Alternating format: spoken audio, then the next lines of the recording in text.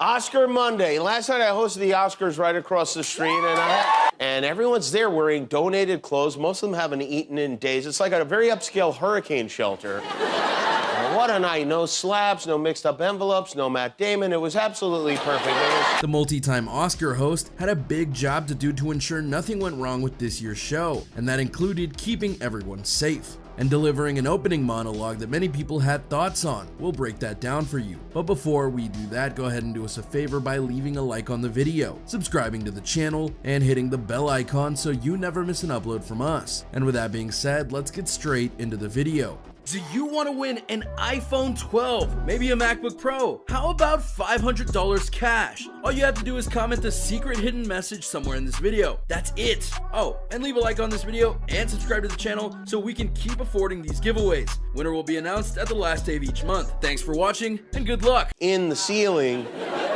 lolling around 50 feet in the air with my testicles tucked up to my nipples.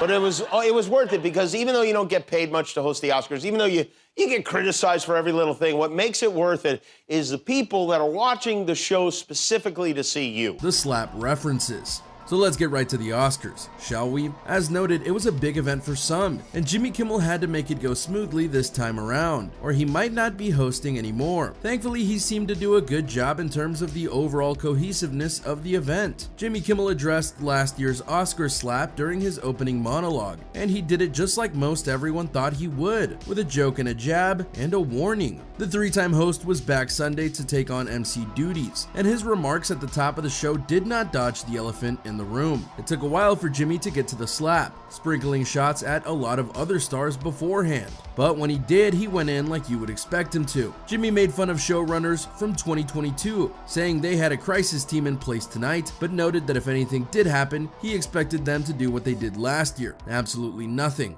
He even joked that if anyone did someone else this time, they'd be awarded Best Actor, given a stage for a speech and a hug to boot. He also made sure to mention that they want people to feel safe and that no violence would be accepted, then roping in a ton of stars into possible protection he might have to activate if anyone tried going after him for a joke they didn't like. He name-dropped Michelle Yeoh, Michael B. Jordan, Andrew Garfield, Pedro Pascal, Steven Spielberg, and others, as people any would-be assailant would have to get through if they want to rumble on stage. A little earlier in the monologue, Kimmel appeared to again reference the slap while talking about all the Irish actors nominated this year, with him joking there could be another fight, Matt Damon. While not in his monologue, Kimmel did not miss an opportunity to take a dig at Matt Damon, asking Jessica Chastain in a comedic segment, "Was it difficult filming your movie The Martian because your co-star Matt Damon can't read and smells like dog medicine?" Chastain laughed and responded, "I didn't really have a lot of scenes with him, so it was fine." Kimmel and Damon's infamous and hilarious feud dates back to the third season of Jimmy Kimmel Live in 2005, when Kimmel made an offhand joke at the end of a show about booting Damon,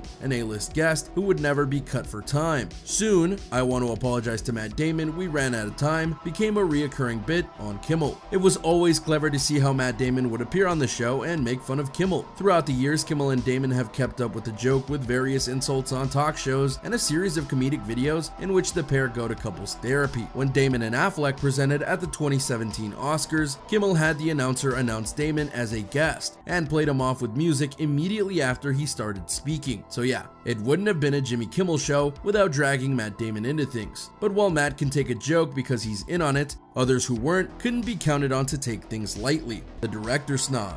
Kimmel also took aim at the absence of female filmmakers in the ceremony's Best Director category Sunday night. Kimmel highlighted the snub while poking fun at Avatar: The Way of Water director James Cameron being a no-show at the Oscars. Some of the cynics are saying James Cameron isn't here because he didn't get a Best Director nomination. Kimmel said, "While I find that very hard to believe about a man of such deep humility," he joked, "he does have a point. How does the Academy not nominate the guy who directed Avatar? Who do they think he is, a woman?" Kimmel wasn't the only one griping about the lack of Oscars recognition for female directors. During an appearance at the Charles Finch and Chanel pre-Oscars Oscars dinner Saturday, Wonder Woman director Patty Jenkins opened up to Variety about her frustration. I give up, Jenkins told the outlet. I say that even with all of their push to have diversity, the numbers are just hugely imbalanced of who votes for these things. I sort of just stopped paying attention to it. Jenkins said while she appreciates the Academy's efforts to improve diversity, it's still going to take a long ways to go. Jenkins is right to be frustrated. When she directed the 2017 Wonder Woman film, Warner Brothers put her up for Best Director, and many agreed she should get nominated, but she wasn't. What's more, many other women who directed some of the highest rated films of that year were women, but none were nominated. Jamie Lee Curtis, who won the Best Supporting Actress award for Everything Everywhere All at Once at Sunday's ceremony, also spoke about the importance of highlighting the work of female creatives in film after her win.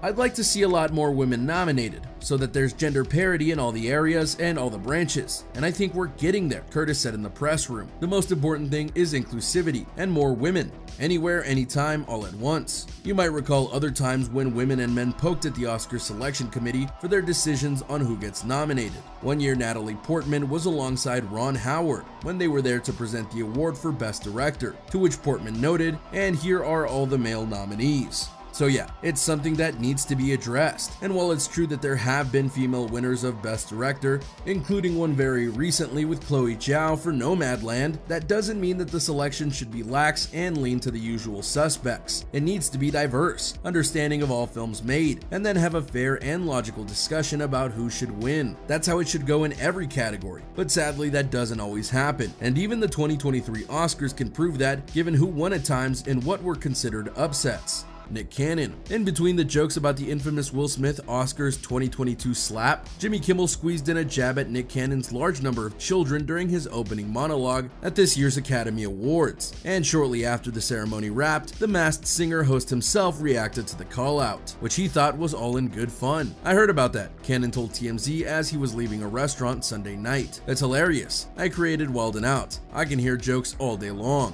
The Jimmy Kimmel Live host effortlessly looped in a joke at Cannon's headline-making fertility rate. The Drumline star is a father to 12 children, 8 of which were born within a 2-year span, by mentioning that one of the night's nominated films, Avatar: The Way of Water, cost Disney $2 billion to make. Just to break even, all of Nick Cannon's kids had to see Avatar 4 times. Kimmel quipped. There's no hard feelings between the two men though. Kimmel's my man, Cannon added.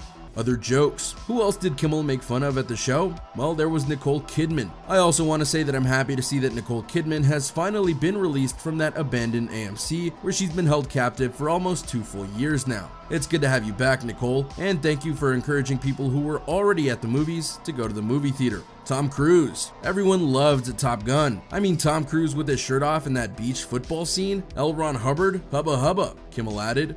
He even poked fun at eventual award winners Brendan Fraser, Ke Huy Quan, 2 actors from Encino Man that are nominated for Oscars, Kimmel added. What an incredible night this must be for the two of you, and what a difficult night it must be for your co-star Pauly Shore. All in all, it was a monologue like you would expect from the multi-time host. Not everyone liked it, but others enjoyed it. But for many, it was the award winners who really made people happy. That goes double for the Everything Everywhere All at Once team, because they got the recognition that many knew they deserved. Will this trend of happiness at the Oscars continue? It's hard to say, as no one expected last year's event to happen. So let's just take this one and run with it. And there you go, everyone. A look at the Jimmy Kimmel monologue, how people reacted to it, and how the Oscars went in general. Were you a fan of what Jimmy Kimmel said during his speech? Do you feel that some of it was a bit on the nose or outdated? What do you think others will do in the future to avoid his pitfalls? Let us know in the comments down below. Be sure to subscribe, and we'll see you next time on the channel.